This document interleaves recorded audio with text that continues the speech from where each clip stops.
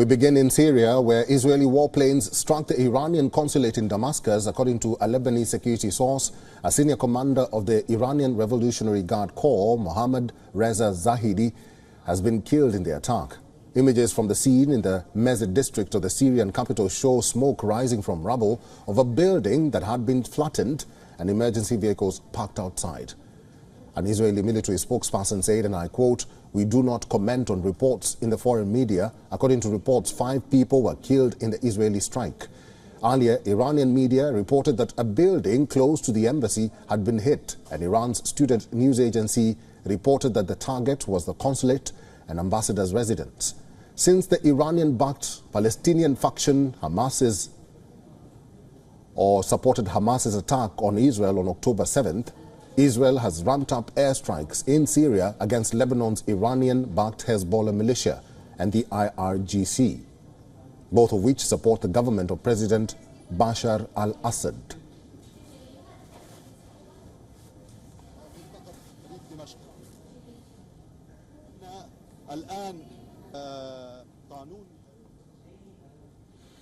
Irina Suckerman is West Asia analyst and human rights activist, and she is now joining us live from Washington, D.C. Irina, good to see you and welcome.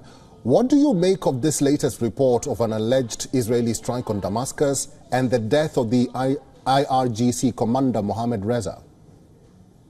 Good evening. Thank you for having me. In some respects, there is few new things about this latest strike.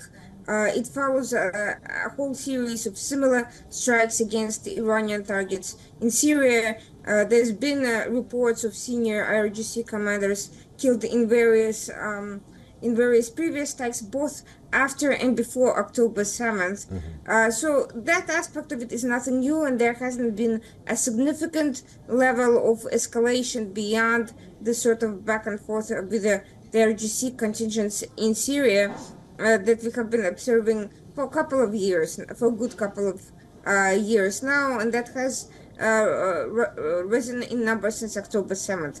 But the one new thing is that for the first time a diplomatic body is of Iran is being targeted, which is a signal directly to the government and not to any of its military proxies and militias and military adjacent groups such as the IRGC. This is a signal to the government for its support of the various attacks in the region, including on Israeli and also other international targets.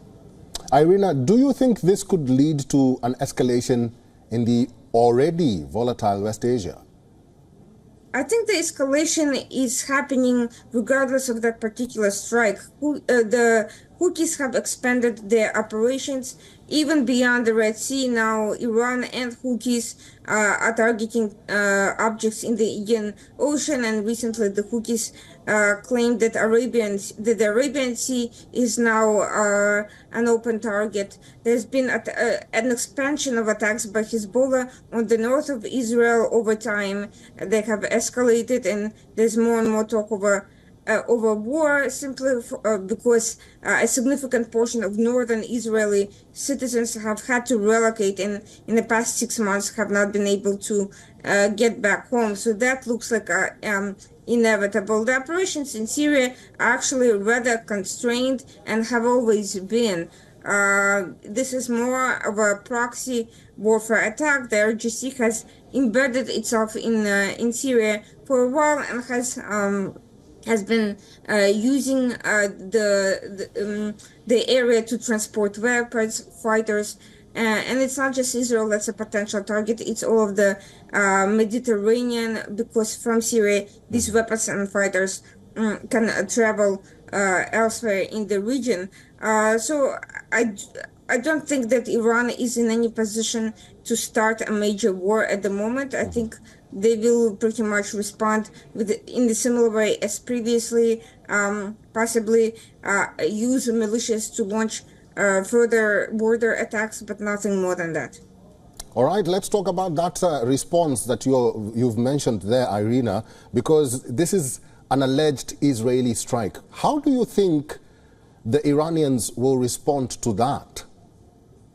Well, Iran has tended to blame anything that happens to them on Israel, regardless whether it's Israel, internal domestic opposition, interfactional fighting, or anything else. So it shouldn't come as a surprise that they will also blame Israel for this attack. But I do think it's a clear message now that after a series of attempted assassinations of Israeli citizens, including business people, private citizens around the world, after the backing of a major attack for which numerous Iranian officials took credit after the launch of a major military escalation in the Red Sea that has disrupted international trade.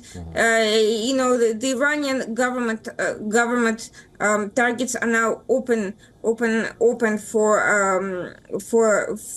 being targeted. There's no more avoiding, and the gloves are off. And I think that message is very clear. And the message to Iran from whoever did this, whether or not it's in fact Israel, that they need to de-escalate, that Iran is the source of destabilization and nobody would be targeting their official buildings had Iran directly not been involved in all these major operations, wars, terrorist attacks, and escalations in the region. This is putting a bonus of responsibility on Iranian diplomacy, and it's up to them whether to move away from further aggression or whether to continue and face further attacks, which they are not able to prevent effectively. And we've seen also that they have not been able to prevent attacks by terrorist organizations internally as well. So they're actually quite weak on counterintelligence and quite weak on defense front to these attacks.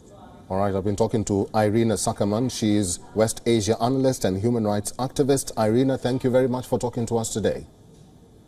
Thank you so much. I appreciate it. For all the latest news, download the WION app and subscribe to our YouTube channel.